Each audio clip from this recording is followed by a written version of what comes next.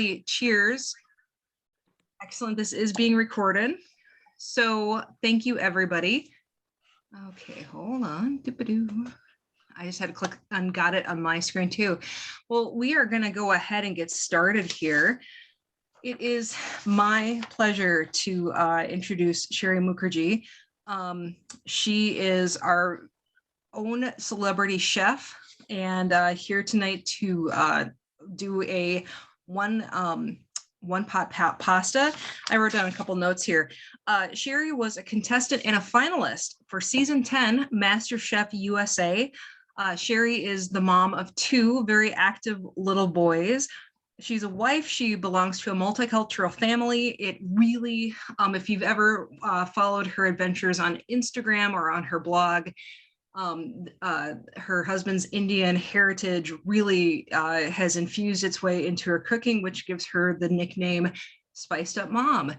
One thing that we were talking about when we were preparing this, she takes her own photos. So not only is she a talented cook, she also does some incredible content on her social media feeds. And I'm just thrilled to introduce her to you all. Again, this is Shari. She is our celebrity chef. And again, this is, I think, the second time you've graced us with your presence for Wit, Wine, and Wisdom, and we are really grateful for that. So thank you. And I'm going to turn it over to you. Yeah, Brenda, her photos are amazing. Every time I look at your social media feed, I'm like, I know that I cannot do that, but man, I like to dream about it. So you really can. I promise you, it's so much easier than people think. Honestly, the kitchen you're seeing right here, right now, I don't have any artificial light. It's just my kitchen light, and this is where I take my photos. So you don't need that much. And that's a whole nother different Zoom call, though. Photography, it's like its whole own thing. But thanks for having me tonight. Like Michelle was saying, my name is Shari Mukherjee, and I am a Rochester resident. I grew up in a small town called Millville, so about 20 miles from here. There's more cows than people. I always like to joke. I did not eat Indian food, spicy food. Ketchup was spicy in my house. I did not grow up cooking the way I do. In fact, I couldn't cook. My story is kind of funny in that when my husband and I first got married, like I said, I couldn't cook. I was such a bad cook. He actually sent in an application to the worst cooks in America. If you guys have seen that on the Food Network, season 2. I have the emails to prove it. So I told him, no, I don't want to be on that show. The producers called. I was like, no, they make those people look like fools. They never really learn, and they make them look silly. So we bought a house, and we happened to put it, turn on the TV, and weirdly enough, the very first night in our new house, the first season of MasterChef popped onto the TV. And I'm not kidding. It's like such a weird thing. And we watched it because I really liked food shows. I wanted to learn to cook. I just knew I wasn't good. So we watched that. And I told my husband after that very first episode, I pointed at the screen and I said, that's the show I'm going to be on. And 10 years later, I auditioned one time. I made it on the show. So I always say dreams can come true with a lot of perseverance. You have to, believe in yourself. Like I was saying, I actually I'm going to show you guys, I keep these in my kitchen as a reminder that I can do hard things. I think sometimes it's easy to get caught up, and it's really easy to forget everything you've accomplished when you see other people maybe doing more or whatever. So these are my little reminders. Here, if you guys can see, I know there's a glare. This is a behind the scenes picture of Gordon Ramsay and me. And it's kind of cool because you can see my friends on the balcony and the camera recording us. And then I also keep this photo. And this just reminds me, like I said, dreams come true. So here I am going to teach you guys a super easy recipe tonight. This is not something I would cook for Gordon Ramsay. I'm just going to put that out there. On the show, we actually had, if we wanted to make pasta, we had to make our own pasta. So if we ever grabbed a box of pasta, you were going to be in trouble. You could maybe get away with it if, you tried making it and it didn't turn out and you only had 20 minutes left and this is your only option because you got to get something on that plate.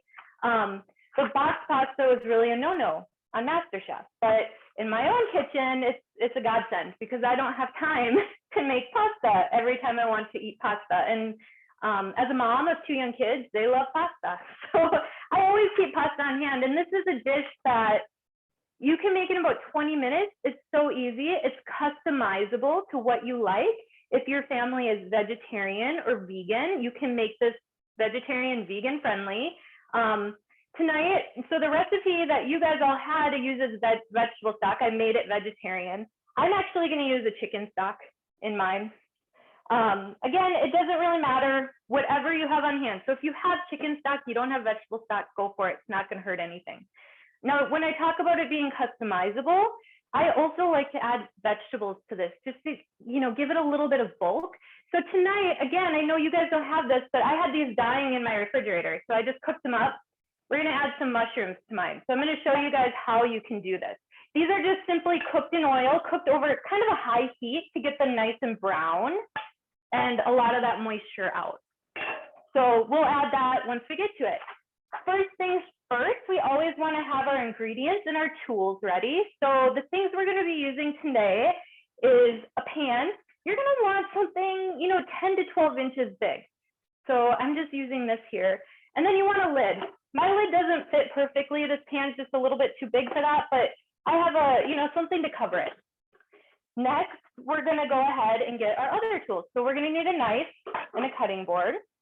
We are going to want a can opener to open your tomatoes. I like to use canned tomatoes. Now, before COVID, I was teaching classes locally at FIG, and I had a lot of people ask me, well, Shari, why are you adding canned tomatoes into your curries or into your recipe? And the reason is this: consistency. Here you can't get tomatoes out of season, first of all. So to get really great tomatoes is going to be difficult. And when I'm teaching people to cook, sometimes it's hard. Maybe they're somebody that has no practice, no expertise at all in cooking, similar to how I was when I was learning. And canned tomatoes are going to help, because if my recipe is made with a canned tomato, I know that it's going to turn out. If you're at home trying to make my recipe with tomatoes from your garden, the acidity will be different in every tomato you use, which means your recipe will be different. And if you don't have a lot of practice with cooking, you might not be able to fix that.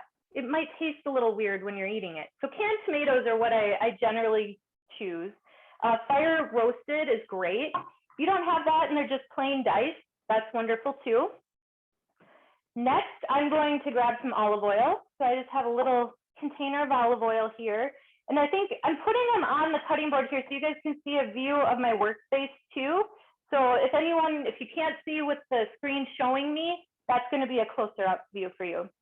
I'm also using Calabrian chilies. This is one of my favorite ingredients. It's actually something I learned about on MasterChef. So it's a paste. My jar's almost gone. You can see how much I love this. And it's basically a fermented Italian pepper. They're so delicious. And you don't need a lot because it is pretty spicy.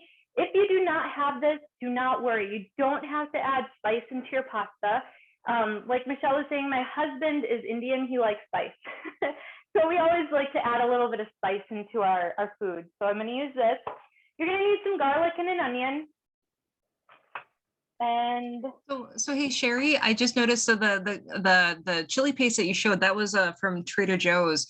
Is that one of those ingredients that they always have on hand, or is that something that you just have to kind of buy seasonally? That's a great question. They've had it for the last couple of years, off and on. So when I do see it, I usually buy about 4 of them. It's fermented. It's not really going to go bad in your pantry. So I usually pick up a few because I really love it. But yes, this one is from Trader Joe's. If you're looking, I think the Co-op maybe has Calabrian chili paste by their cheese, I think. So that might be an option as well. But this one I love. It's balanced really well. It's not too vinegary. It's a really great one. And then we need Parmesan cheese. So I have a big block of Parm here. This is from Costco. We really like the Costco cheese for this. It works really great. I always keep it on hand. So we're gonna go ahead and get started.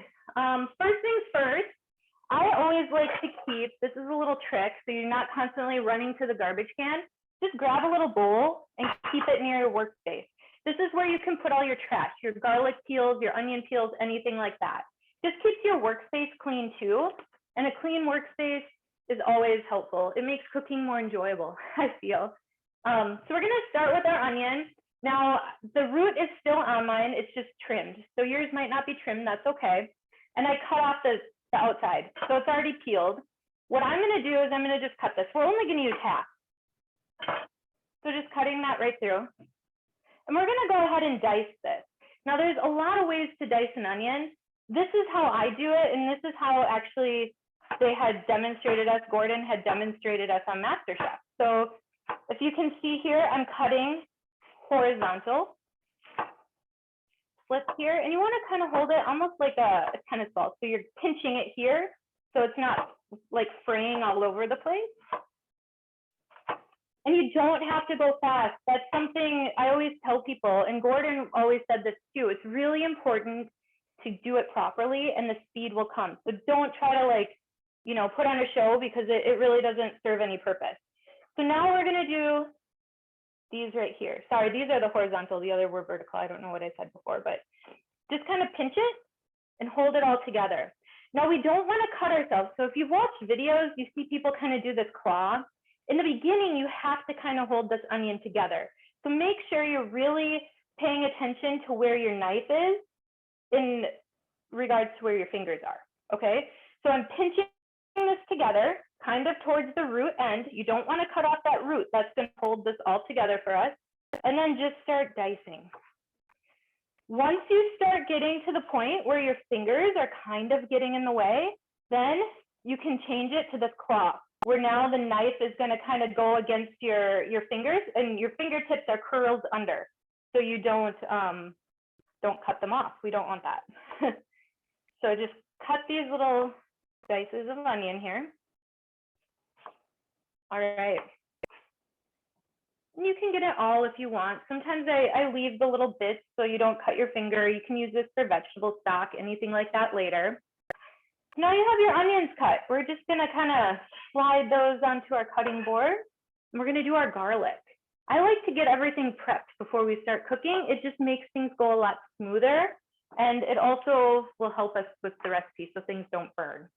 So here I've already peeled some garlic. I like a lot of garlic, and my cloves were kind of small. So here I have, I have a few, and I have a few more because I wanted to show you. So a really easy way, if the garlic peel is stuck pretty good onto it, I usually twist it and that comes off. But another really easy way is just a quick smash on the cutting board, and it'll take that peel right off.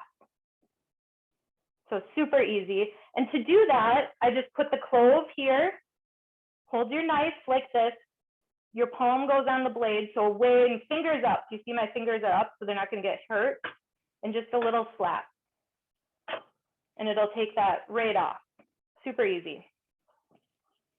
All right, do we have any questions at this point? If you do, please put them in the chat and we can answer those before we kind of start moving on.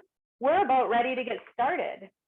Okay, so I don't see any questions. There has been a lot of chatter, which is mostly between Catherine, Brenda, and myself. We like a lot of garlic too. My onions never look that fantastic. Practice. This is practice. Yeah, practice makes perfect. And then yes, the garbage bowl. I remember learning that with Rachel Ray way back when Food Network started. She just really, I feel, made that popular. That was just fantastic. So, and yes, Catherine, smashing garlic, that's a great stress reliever. I agree with you. So, but friends who are cooking along at home, does anybody have any questions? I am vamping because in case anybody needs to catch up, because I would still be chopping the garlic, I'd be still chopping onion at this point. So, Erlene has a good question.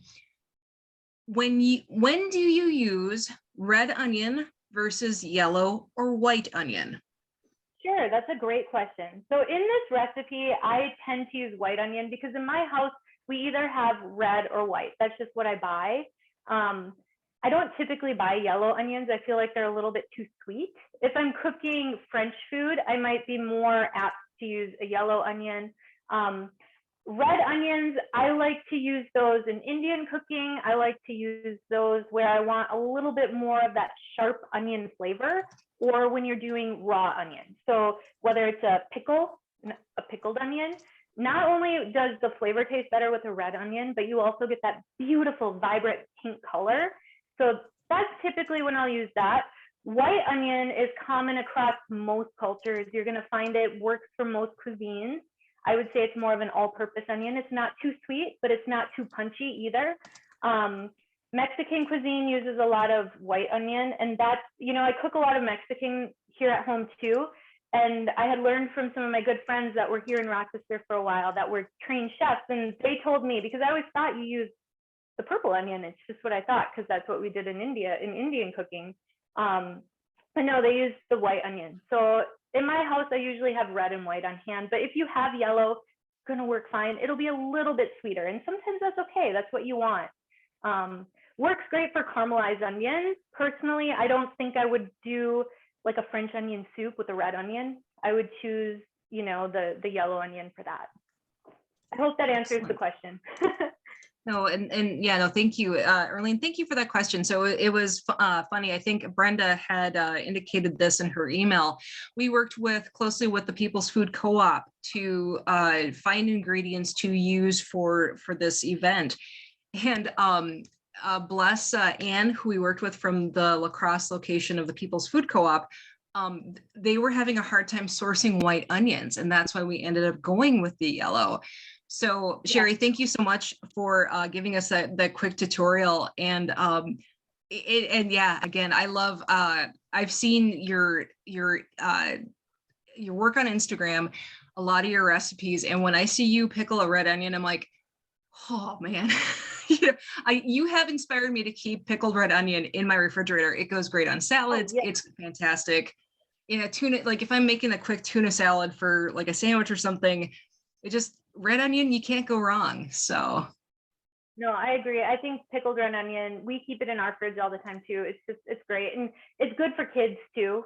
It's good for them to have, first of all, learn that flavor. I feel like it's a bit punchy, and my kids love it. And it also it accentuates so many foods. A lot of times when we're cooking at home, and why our food that we cook at home tastes so different than what you get at a restaurant, number one is salt. Yes. Restaurants use a lot more salt, and they typically use kosher salt. And typically a lot of restaurants that I know use Diamond brand kosher salt. So it tastes a little bit different than even like a Morton, for an example. Second thing is acid. So in restaurants, they're going to be adding vinegar. They're going to be adding citrus. You're going to have that little bit of punch just to balance everything. And we don't do that at home a lot. So that's actually one thing I learned on MasterChef, because I didn't cook with a lot of acid before. And now I do. I can't cook without it. I love the flavor.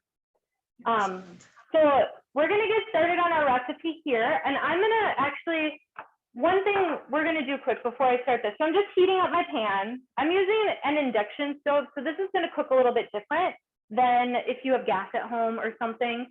You can go ahead and start heating it up.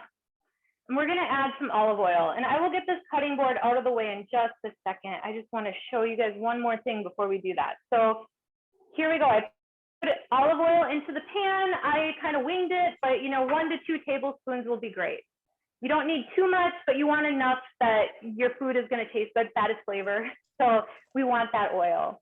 I am going to take my garlic, and so here I'm going to use a microplane while this oil heats up. If you don't have one of these, a small box grater is great. If you don't have that, you can smash the garlic. So I'm going to show you both ways. Let's start with smashing it. So the first thing, we peeled our clove. I always cut off the little piece on the bottom. And then go ahead, give it a nice smash into the cutting board. So if you guys can see that, it's flat on there.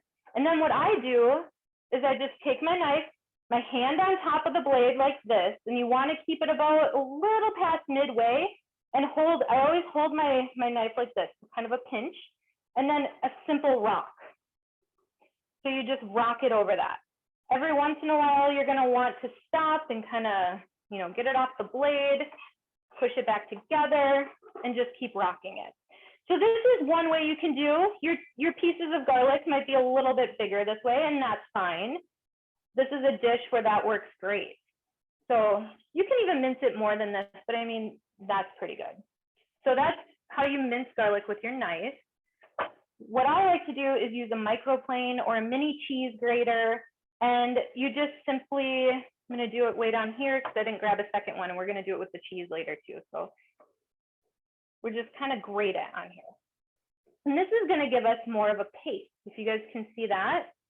Either way is perfectly fine. And to be honest with you all, what I do is at home, I keep a bottle of garlic paste from the Indian store. Sean brand is my favorite. It doesn't have a lot of preservatives in it. It tastes really good. And that's what I do on busy nights. When I don't have the energy or the time to do this, because some nights you just don't, no matter how much you love to cook, that little bottle of garlic paste saves me. And I like it because it's not like preserved in oil. It's just pure garlic and really nice flavor.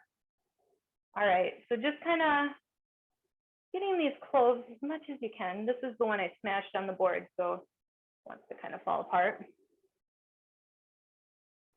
Watch your fingers with these because, you know, it is like a little grater, so you want to be careful. If you get to the end and you don't feel safe, it's best to just get rid of it. You don't want to cut your finger. All right. So our oil is starting to get warm. Once it gets there, we're going to go ahead and tip in our onions. So I'm going to show you how I tend to do that. I have a tool that I use in my kitchen for a lot of things. And I want to just show you guys because I think it's a great one. All right, so there's my garlic, and you can see that's more of a paste. Just going to set that off to the side too. Okay, so what I like to do is I use a bench scraper. I use this for so much in my kitchen. This is probably one of my #1 inexpensive tools that I think every kitchen should have. So if you take your knife and you do this and carry your onions over on your knife, like probably most of us do, first of all, it's a little bit dangerous. You could easily cut yourself. Secondly, it'll dull your blade. So you don't really want to do that. You could use the back end of your knife and slide the onion, but a bench scraper has so much more surface area. You can get all that onion right into your pan.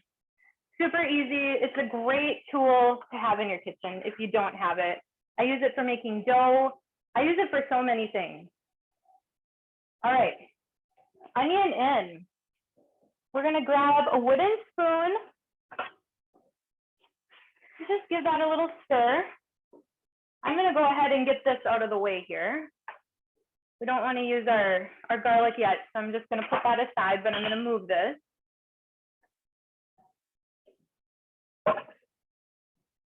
Bring this closer so you guys can see a little bit better. Okay. So here I'm just cooking the onion. We want these to kind of sweat down a little bit. This will probably take a few minutes depending on how high your heat is. So like I said, I'm cooking induction. It's really hard for me to give you an exact temperature. I'm gonna say you want it to be about a little bit more than medium. So medium high, somewhere like that. I have this set to a 4, but it doesn't, like I said, it doesn't really need much because even every induction stovetop is so different. You see, we're just cooking them, so they're starting to kind of sweat a little bit in that oil.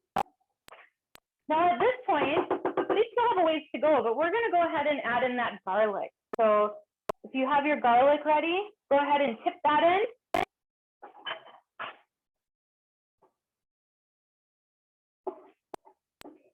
Okay. Let me just let that keep going. We're also going to add, if you're choosing to use the chili paste of whatever kind you have, if that's what you want to add, we're going to go ahead and add that now. I thought I grabbed the spoon, but I always got to forget something. Makes it more relatable, right? Okay, so here like I said, can be a little bit spicy. I do have 2 young kids. They eat spice okay, but I don't like to go overboard. So I'm using only this much. This is probably a half a teaspoon, not very much at all. Just add it in. If my husband wants more, he can add more later. You don't have to cook this. You can eat it raw. So it's one of those things that can be added later, and that's not a problem. Okay, Go ahead and just keep stirring this up for a little bit. Oh, I see Anne Marie has a question. Okay. Anne, okay, I'm going to ask you to unmute. All right, Okay. Anne Marie, you. All right, so I have this tube that says organic spicy harissa. How much of that do I use? So I'm not sure how spicy that's going to be because I didn't taste it before. What I would do is I would put just a tiny bit on my finger and I would give it a taste. See how spicy that is. You might find that you really love the flavor and you want a lot. You might find that maybe just a tiny 1/8 of a teaspoon or something is going to be enough for you. So I would just give it a little taste and see what you think, and then we can just add to your taste, I guess would be my best answer for that. Thank you. You're welcome. And then, harissa is and a then wonderful ingredient too. Well, and I see Erlene had mentioned that she found some harissa paste at the co-op, and it sounds like that's what she's going to be using when she's making hers.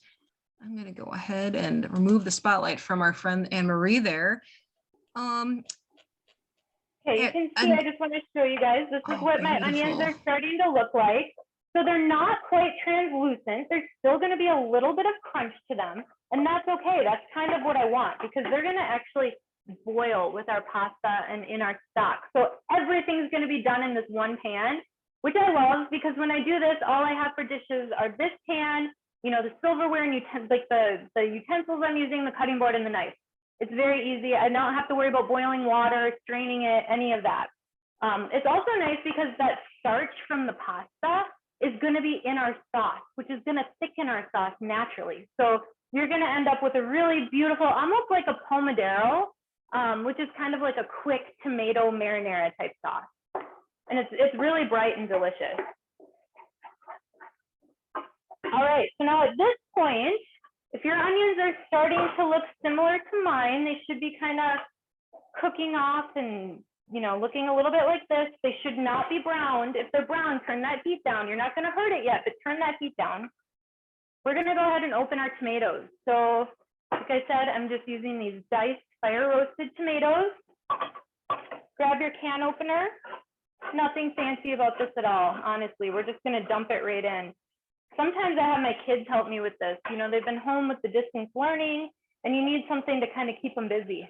So sometimes this is a dish that they can help with too. All right, so then we're just gonna stir these tomatoes in. Now we are gonna add a little bit of basil. So if you guys have fresh basil, that's ideal. If you do not have fresh basil and you only have dried, that's totally okay too. We're going to use whatever you guys have. So I'm going to show you while these cook a little bit. I'm going to lay another little cutting board down and I'm going to show you how we chiffonade or cut basil. I'm just going to grab my knife and I have a basil plant here. So I'm going to grab just a couple leaves. At this point, I don't like to add a lot because we're going to add it at the end for freshness. This is just to give it some flavor while it cooks. So I pick the leaves and you just simply stack them. So just stack them up. This is 4 leaves. Just stack them up just like this, and then set it on your board. You guys can see this, I hope. And we're just gonna roll it really tight, just like you're rolling, you know, a cigar or like anything. I don't know what else you would roll, but you just kind of roll it up, and then take your knife and just cut little ribbons. So you just cut small, you know, just a couple millimeters distance here. And you do it the whole way, just keep pinching it tight in its little roll. And now what I like to do, because these are gonna be big, long ribbons, I typically will take my knife and give it a, sorry, I wanna show you guys, but it's weird with this hand. I wanna give it a cut just right down the center, just a little rock. So that's just cutting my ribbons, you know, almost in half. All right, so then when you hold it up, you can see you have really nice, beautiful cut basil. So we're just gonna go ahead and add this. We're gonna add more after. If all you have is dried basil, that's great too. Go ahead and add about a half a teaspoon. Dried herbs are sometimes a little bit more potent, so I tend to use a little bit less. All right. We'll cut more basil again later when we're getting ready to garnish this. Typically, when I make this at home for my family, I would cut all the basil all in one go and then just set it aside. But I'll show you guys again later. Sometimes I like to do things a little bit more than once. All right, so I'm just cooking it. You can see the tomatoes have cooked down a little bit. We're not too worried. It's going to make a nice, beautiful sauce, and you're going to have a few little tomato chunks. So we're going to leave it at this for now, and go ahead and grab your stock or your broth, whatever you're using. We're going to add 2 cups. So this here, I really like this brand because actually the containers are 2 cups exactly. So it just works great. Like I know that I'm not going to have extras in my refrigerator. It's just all going to get used right now. So go ahead and open up your container, whatever you're using. If you have homemade, that's wonderful too. And go ahead and just dump that right in. I mean, this is such an easy dish. I promise you, you can make this in like 20 minutes. Obviously, in a cooking class like this, it takes a little bit longer since we're explaining things, but it's so simple. So here, I can't flip it up for you anymore, but we have a nice, almost like a soupy mixture. So now we're going to bring this to a boil.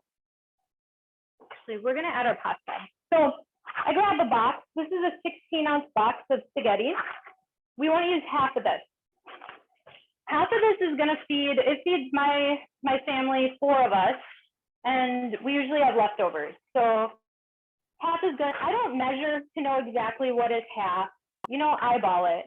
This is one of those recipes that it's kind of like a non-recipe. I always like to tell people recipes as they're written are guides. They're not like rules. So if you have a little bit more than 8 ounces of pasta, it's not going to hurt anyone. All right, so I have a nice handful of pasta here. You can see this is about half the box. So I have half the box left. You can make this twice. Very cost efficient, cost effective if you're on a budget. All right, we're going to put it in. Now, if your pan is not as wide as mine, you may have to break your pasta, or you're going to have to lift that lid and kind of make sure that it ends up getting submerged as it cooks. Mine is big enough where I can just set this in, but like I said, if you can't, go ahead, break the pasta. That'll be totally fine.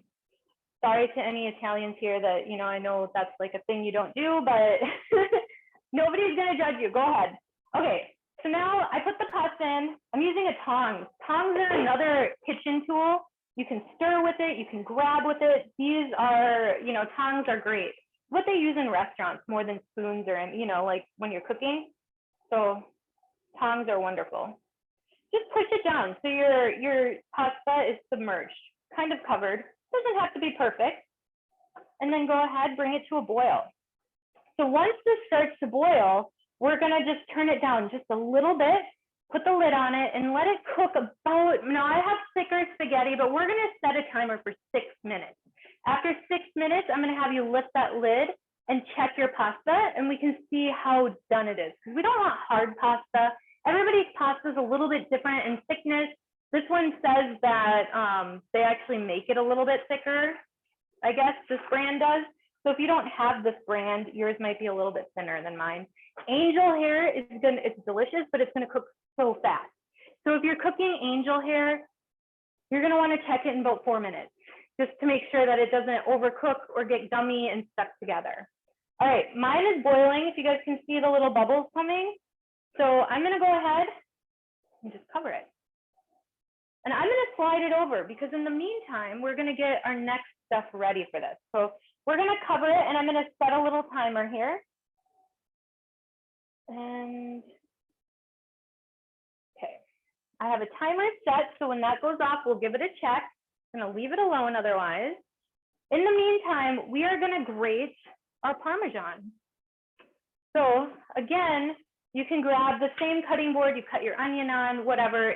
This Parmesan is gonna go inside with your food. So if it has a little bit of onion flavor on it, it's not gonna hurt anything, you know, from falling on your board. So again, I'm using my microplane. If you have a cheese grater, that's great. If you have pre-grated, that's great too. No judgments, this honestly works with whatever you have. I'm just gonna go ahead So with the microplane, you just simply run it across. It makes it really fine, which I kind of like because it's easier to incorporate into the pasta. This is going to get stirred into our pasta, not garnished on top. I'm going to show you guys a trick for how to garnish it on top so it looks like it's something you got from a restaurant. Are there any questions in the meantime? How are we doing? Is everyone doing okay? I think everyone's doing okay. Feel free to raise your hand in the chat if you do have any questions. So now one thing that you're using the big wedge from Costco. I've always read that you're supposed to keep your Parmesan rinds. They're good to chuck into soup. You throw them in the freezer. So why is that? It's umami. It's flavor. The Parmesan rind adds a lot of flavor. When I make homemade pasta sauce, like legit pasta sauce where it's boiling for a long time, I'll toss a rind in. When you're making, like you said, soup, it's gonna add some of that like salty, I don't wanna say funky, but kind of, it's like that flavor that you can't quite put your thumb down on it. You don't know exactly what flavor that is, but you know it adds something. It's adding, it's like what MSG does to food, you know? You can't quite taste MSG. It doesn't really have a flavor, but like you can taste food when it's not there, you know? Yep, it's absolutely. It's kind of one of those things. It just adds a lot of umami. It's really a nice trick. And then another trick that you had brought up was you said it's the Sean brand garlic paste. And that was you said the Indian store, is that Rice and Spice? Or where do you go? Rice and Spice, International Grocery, they both carry it. I believe I've seen it at Walmart and Hy-Vee as well. Okay. So Walmart and Hy-Vee are going to be more expensive to buy it. Sometimes it's a convenience thing, right? But if you've never been to International Spice or Rice and Spice, I really recommend it. They're both locally owned businesses. Spending money there means something to the people you're buying it from. Wonderful owners, really great people trying to do something good for our community. We need those stores. So I really recommend if you've never been in there, go in, take a look. You can find rice will be less expensive at those stores, including the Asian store. That's another great spot too, to find some of these ingredients. And if you've never been there, I just suggest going and just taking a look. Even if you don't buy anything, there's some fabulous candies and like biscuits and cookies, you know, grab a pack of those and just take a look around, familiarize yourself with it a little bit. So so I'm trying to put,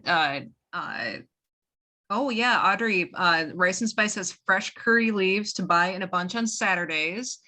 I am looking for websites to throw in here. International Spices and Grocery, that is the one that's right near the Rochester Public Library.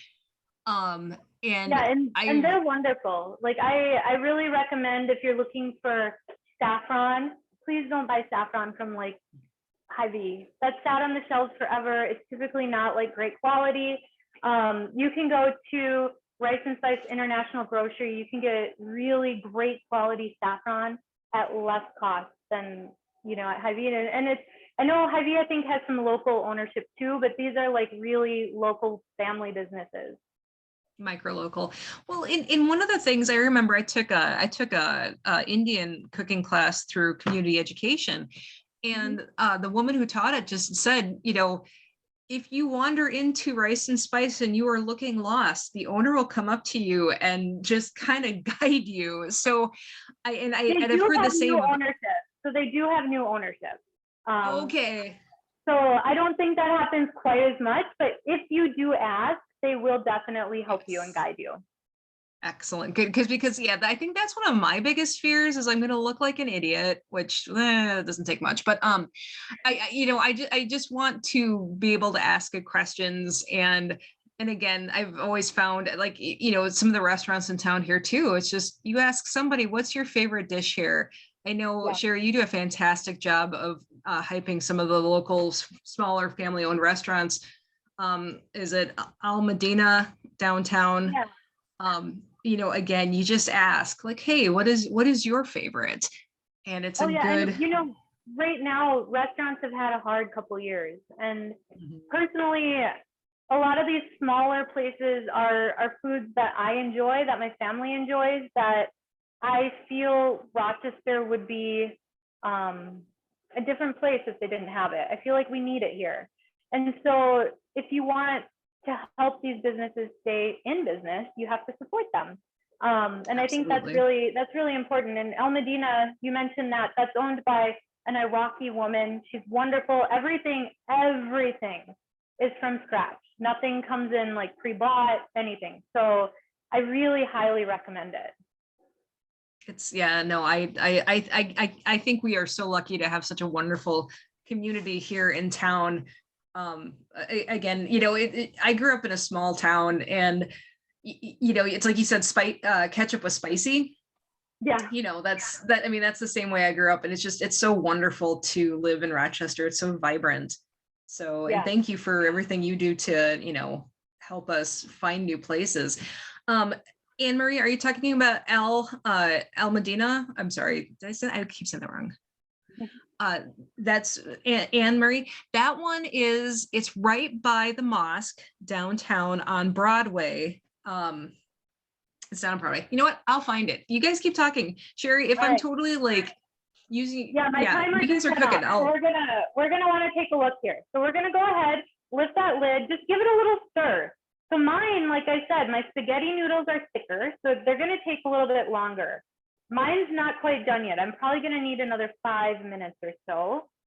So depending on what yours look like, mine, I don't know if you guys can see that very well. I don't wanna, they're softening up a bit, but they're way more than al dente. So we're gonna put that lid back on and let it cook. Now, I had mentioned earlier, I'm gonna set this for another 5 minutes.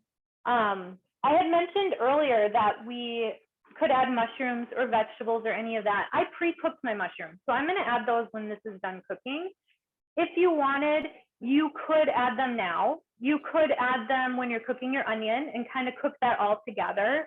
Really, it's your own preference. I would not add, you know, you could add the mushrooms when you add the stuff and get it boiling. So that's what you want, because you want them to cook. If you did that and you're making a vegetarian dish, by adding those mushrooms, you're gonna add a whole another level of flavor. So you're gonna give it even more flavor, more umami than not adding that.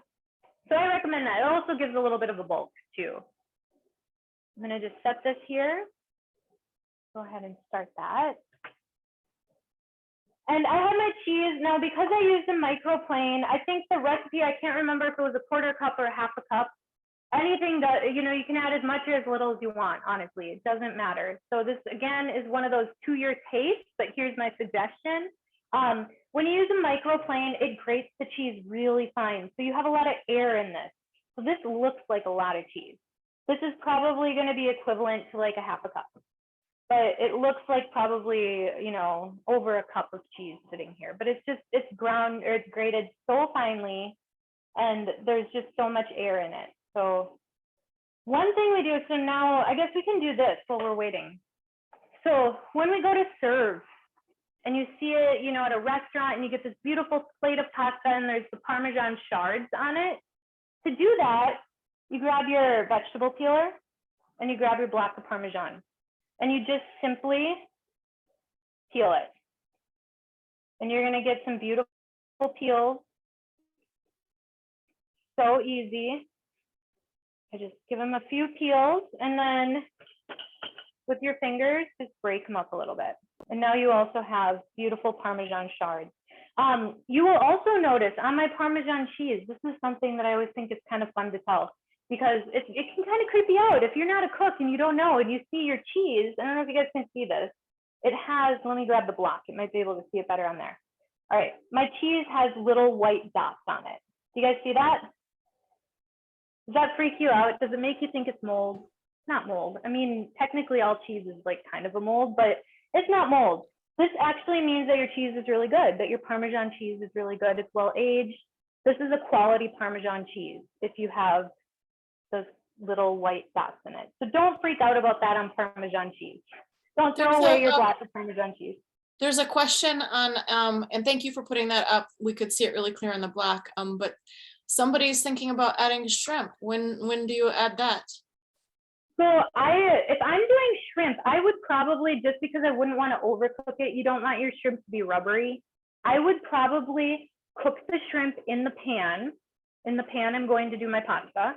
And then I would remove the shrimp. So my pan is going to have that flavor of shrimp in it. But I would take the shrimp out already cooked. And then I would do my pasta in that same pan. So add a little bit more oil, start cooking your onion. You're going to have that shrimp flavor kind of getting into it. And then do everything as normal. And at the very end, when you see I'm going to add my mushrooms, that is when I would add the shrimp. And that's what I could have done with my mushrooms too. But, you know, I just cooked these up earlier today and used a small pan, way too small for this pasta dish. You can see it's really dry. I cooked them until they were nice and dry because I wanted them to be, you know, a lot of good color on them, and just, it adds more flavor, I feel like, too. But that's what I would do with the shrimp, because you want that flavor. Same with chicken. If you wanted to add chicken to this, same with ground beef. I mean, you could definitely add ground beef to this as well.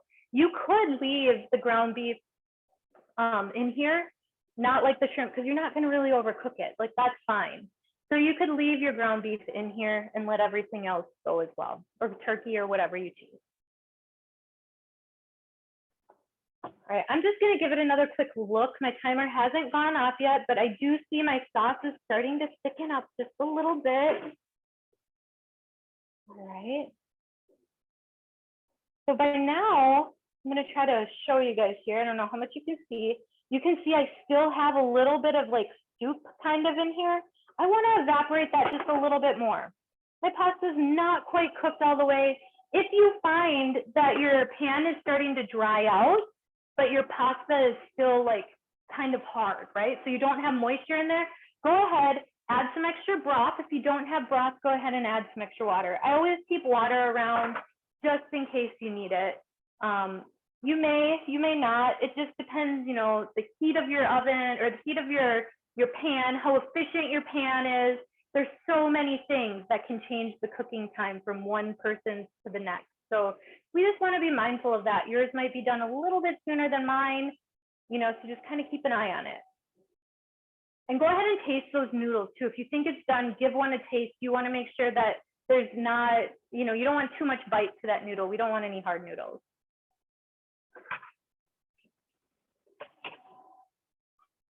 Are there any other questions? Even, it doesn't have to be related to the dish we're making.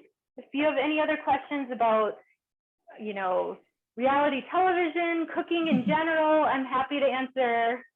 Gordon Ramsay, everyone likes to hear about Gordon. Oh yeah. Well, please, if anyone has questions, feel free to drop them into the chat, and we'll definitely ask. But so when we first started making the pasta, you know, you did use broth. What would happen if you just used water? Do you have to use broth? I know it's going to give it a better depth of flavor. 100%. That's why I recommend using broth. Now, if you don't have broth in your house, that's okay. Water works with. I always keep some like bouillon. So in my home, because my husband is Indian, he's Hindu, we don't eat beef. I grew up eating beef. I like the flavor of beef. I found a vegan beef like powder that I'll add to foods once in a while, and it adds that umami. It adds that flavor that I'm looking for. Without obviously adding beef. You can buy that at Hy-Vee. I think it's called like Orrington Farms is the brand. It's a really great one. Yeah, I know what you're talking about. Yeah, but I like to keep some of that on hand just in case, because if you don't have broth, then it's a wonderful, wonderful alternative. Okay, one second here. I just grabbed a pot holder because my lid's getting a little warm. My timer went off again, so I'm going to give it a look. And this is looking great. So I'm going to show you guys. I'm just going to, what was that? Oh, I was going to say, so Shari, did somebody, so, you know, please keep going, but somebody did say, what would you say is the biggest lesson you learned from your time on MasterChef? Sure. I learned a lot of lessons. I think the biggest lesson I learned was, first of all, confidence, trusting myself. Sometimes as women, and I know this sounds a little bit whatever, but it's my experience, you know, we've been taught a little bit that when you're good at something and you say you're good at something, it's bragging, and you shouldn't brag. But at the same time, if my male counterpart says, oh, I'm really great at cooking a steak, nobody thinks that's bragging. They think it's just them talking about what they're good at. So I think that was one thing I really learned was, you know what, if I'm good at something, I'm going to own it. And people might not like that. People might think I'm full of myself. I worked hard to be able to do what I can do. So I'm going to own it. It's a skill. I've put in hours of practice, and I should be proud of that. One thing they didn't show on camera was that was one thing Gordon actually talked a lot about with me, was confidence, and telling me, you know, you cook so well, you need to believe that your flavors are well. Don't worry about if somebody doesn't like it or they don't tell you it's good. Like, you know it's good. Trust your palate. And so I think that that's one thing too that I really took away, is just trusting myself, believing in myself, and being able to say that I'm good at it, even if I feel deep down inside that maybe it feels weird to do that, if that makes sense. I hope that makes sense. Oh, it absolutely does. It absolutely does. And like Catherine says, that's such an important message. And I think it's funny too, because, you know, I think Gordon Ramsay has such a reputation. Ooh, okay, that looks delicious. And I you know, just want to to show you, hear, before we keep talking, I just want to show you, because we need to get this other part done oh, quick. get the cheese on there. We're gonna add our shredded cheese right into this before it starts to cool down. And then the reason why I like doing the finely done cheese, if you guys can see this, is because it's gonna just melt really nicely in this. And if all you have, because, you know, growing up, like I said, I didn't cook. My mom cooked, but not anything fancy. All we had was that green can of ground Parmesan, whatever you call it, that cracked green can. That works fine too. I've made risotto with that and nobody had any idea. So you can make things work. One thing with me, a lot of my recipes that I share on Instagram or on my blog, I have tested with a wide range of ingredients. So even if in my own home, I might choose to use a more expensive ingredient, a lot of times I have gone to the dollar store and I've bought stuff there because I want my ingredients to be accessible to all people, or my recipes to be accessible. And I also, you know, not everybody can afford that 10-pound bag of fancy flour you get at the store. Like, well, that bag, sorry, my light, it's a dimmer switch. It's kind of twinkling a bit. 1 second. Will that bag of flour you can get at the dollar store, or that dollar bag of flour you can get at Aldi, is that going to work the same in my recipe?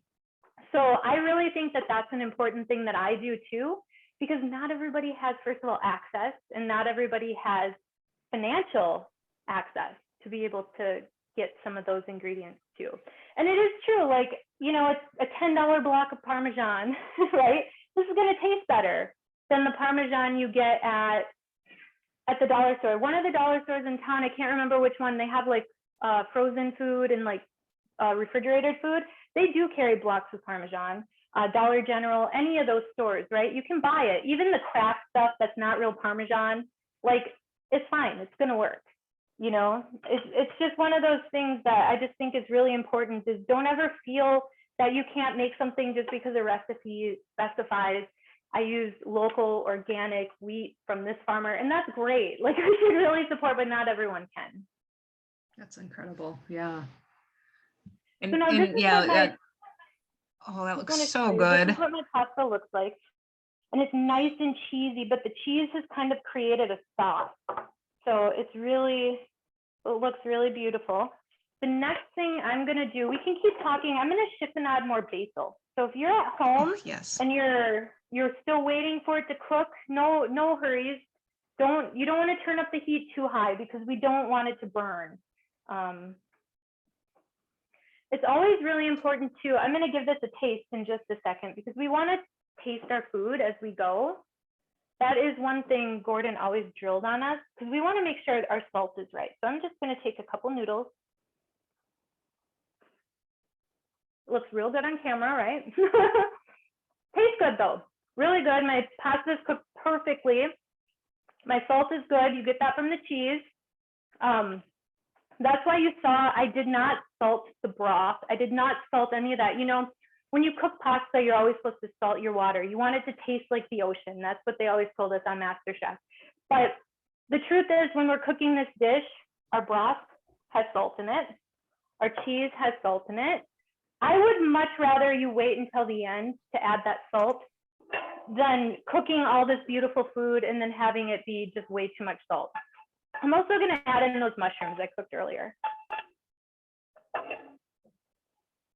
And just give them a stir. And you see the tongs works really nice to do this, better than a spoon, because you can kind of grab it and twist it around. All right, so this is what I have now. And then we're gonna go ahead and just chiffonade up this basil. And if So anyone has while any more questions, yeah, go ahead.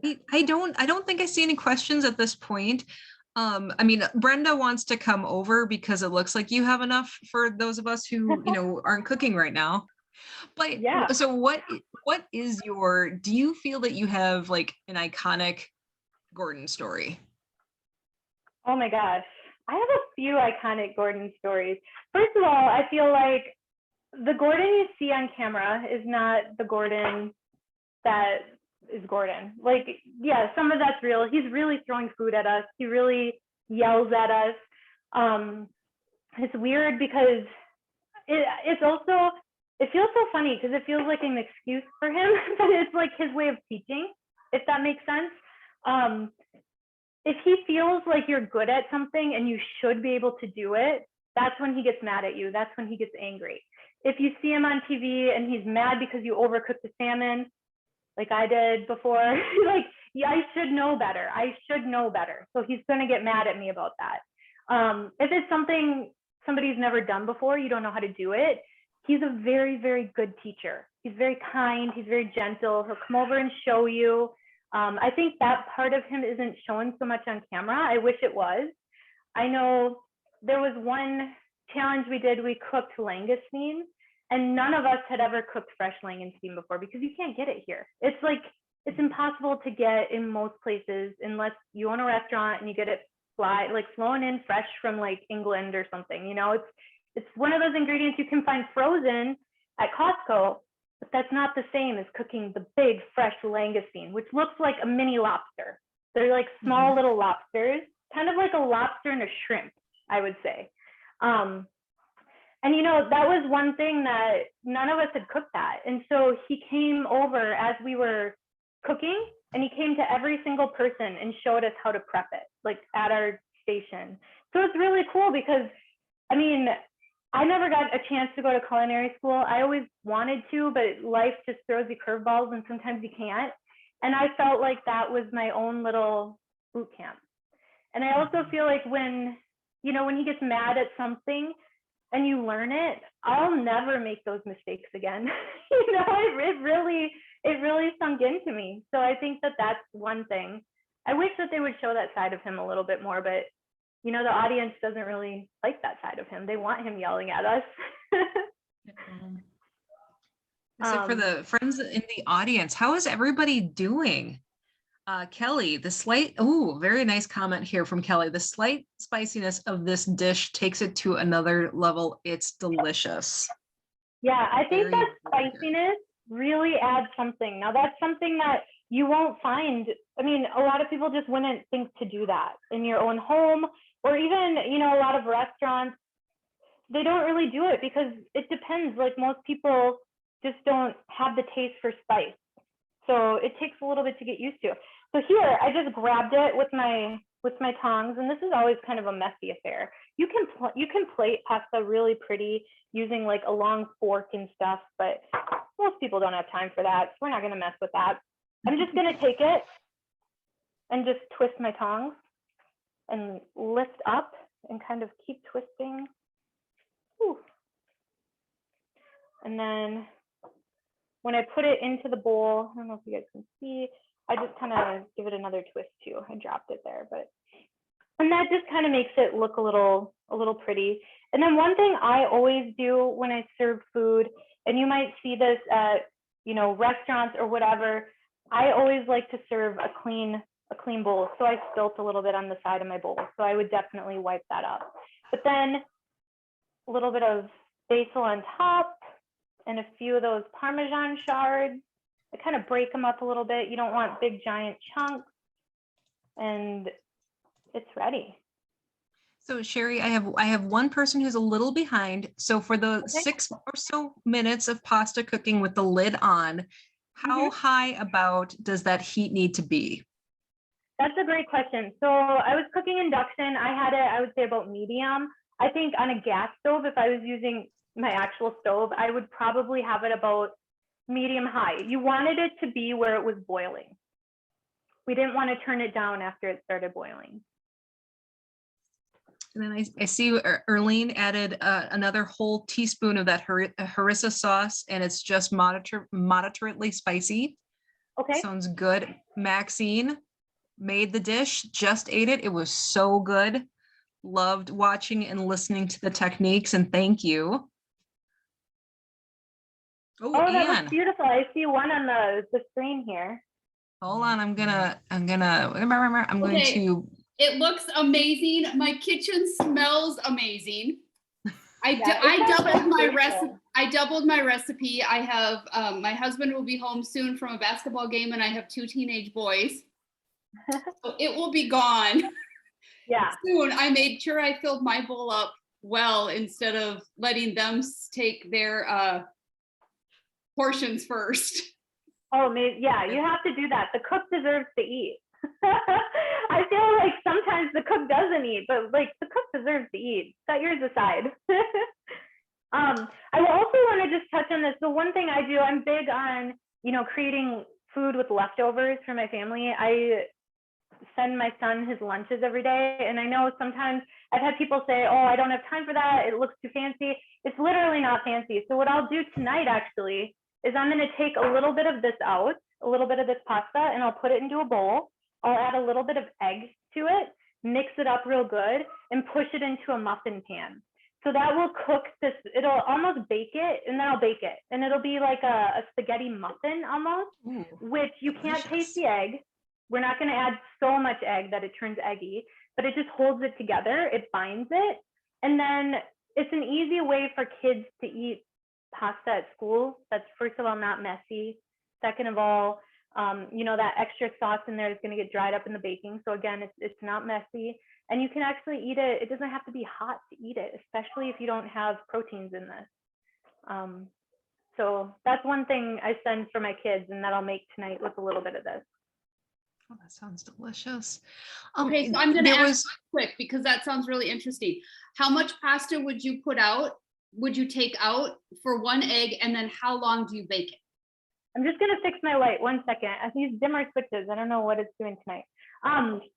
Great question. So the amount of pasta I would take out is typically whatever I've left over. So honestly, I don't know. I would just take, even if I had this much left over, what I would do is I would whisk up an egg. The best way I do that is I use my immersion blender. If you have one, it gets the white combined with the yolk so good, so you don't end up with like bits of white in your egg after you're whisking it. So I would just take my immersion blender, it'll combine it all. I would put a little bit of that egg, probably half an egg into this, stir it up real good, maybe add some breadcrumbs if I felt it, it looked a little bit wet, some extra basil or whatever, and then just pack it into muffin tins, spray them with a little cooking oil, into muffin tins about 400 degrees. I would top them with some extra cheese. And once that cheese starts kind of melting, I would say 400 degrees, maybe 8 to 10 minutes. It really depends. It depends on how many muffins you have in your tin and in a lot of things. It's, again, one of those non-recipes. You just kind of wing it, and you really kind of have to watch it. But I would probably do about 400 degrees, 375. I tend to cook on a higher temp. I don't know if it's because I'm impatient or what, but that's typically what I do. I tend to cook on a little bit of a higher temp. So we had a question much earlier, and I think it was from Anne Marie, and it was a really good one. And I had put your website link into the chat, because you do have a great backlog of recipes, etc. But somebody had asked about how do you pickle red onions? And I was looking on your website to see if you had a recipe on hand, or is that another non-recipe? How would you do that? Yeah, so that particular recipe, I don't think it's on my blog. It's one I typically do in cooking. So I offer cooking classes typically to organizations and groups. I work a lot with some companies out in like Silicon Valley, and they hire me to do cooking classes virtually for their teams. And so that's something that I usually include with that, but pickling things are super easy. I really prefer to do it by taste. So you can have, about a half a cup of vinegar, I would say, to whatever kind of vinegar, except for malt vinegar, you don't want to use that. So like a rice wine vinegar is great. Apple cider vinegar is great. Just plain white vinegar is great. I typically put that in a pan with about a quarter cup of water. I like my pickles punchy. So if you don't like it very vinegary, you want it to be a little bit more mellow, add a little bit more water to that. To that, I add maybe a teaspoon of salt, half teaspoon of salt, something like that, and about a teaspoon of sugar. Just taste it, see if you like the flavor. One thing I do to make my pickles taste a little bit special, let me just grab it and I'll show you if I can find it here. Right here. I have like this tea strainer or a tea bulb, and I have a bigger mesh one too. So in here, I'll pack a bunch of different spices. Sometimes I'll put mustard seeds, black peppercorns, cumin seeds, kind of whatever I'm feeling, star anise, cinnamon, whatever. And then I close this up and add this in as I'm boiling my brine. And why I do that is because I personally I like the flavor that the spices give, but I don't want my pickles to have like little seeds all over them that I have to later pick out. So I usually put them in here and just drop it in. And you want to boil the mixture just until that sugar gets added in. Give it a taste. Then I pack the sliced red onions into a clean jar and just dump the brine over top of it. And you can let the brine cool a little bit. You don't ever want to boil the onions in the brine because then they get really soft and like the texture is weird. So I always add the brine after to a jar of packed onions. Okay. Wow. Well, friends, we are coming up to our next session is at 7 o'clock with the Squirrel Association. Shari, thank you so much. Is there anything else I've put up on the screen, where you're at in terms of your website? Again, there's a wealth of wonderful recipes there, Instagram, Facebook. You're out there, and again, your content on Instagram is just wonderful. If you ever wanted to adopt me and make my school lunch, I'm in. But if anybody had any last minute questions, I just want to make sure everyone has time to either finish up and eat before we get to our next session. But I don't want to steal Shari away from y'all either. So. No, I appreciate this. And sending me messages on Instagram is a great way to contact me. Sometimes I can be a bit slow to respond. It depends on how many messages I get. So if I don't respond, even just writing a comment on a post, I tend to see that for sure. And yeah, locally, I don't do a whole lot anymore since COVID. Pre-COVID, I was doing cooking classes and selling more baked goods. I do occasionally sell baked goods out of my home. I have a cottage food license. I do these really beautiful number cakes, letter cakes. And those cakes are incredible. Yeah, macarons is what I'm known for. I really honestly don't do them often locally anymore. Gordon Ramsay said I made the best macarons on the history of the show. So that was a huge compliment.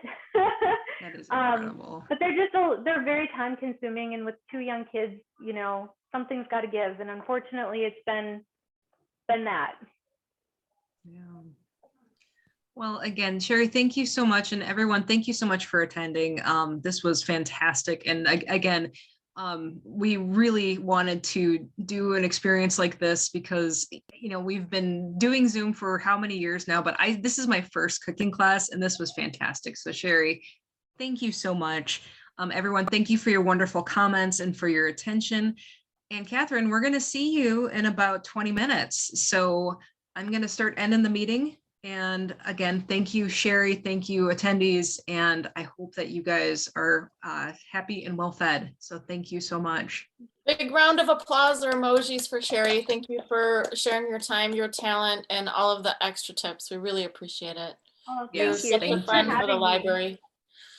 Yes, Yeah, you're a this is wonderful what I friend to the love to library. do. So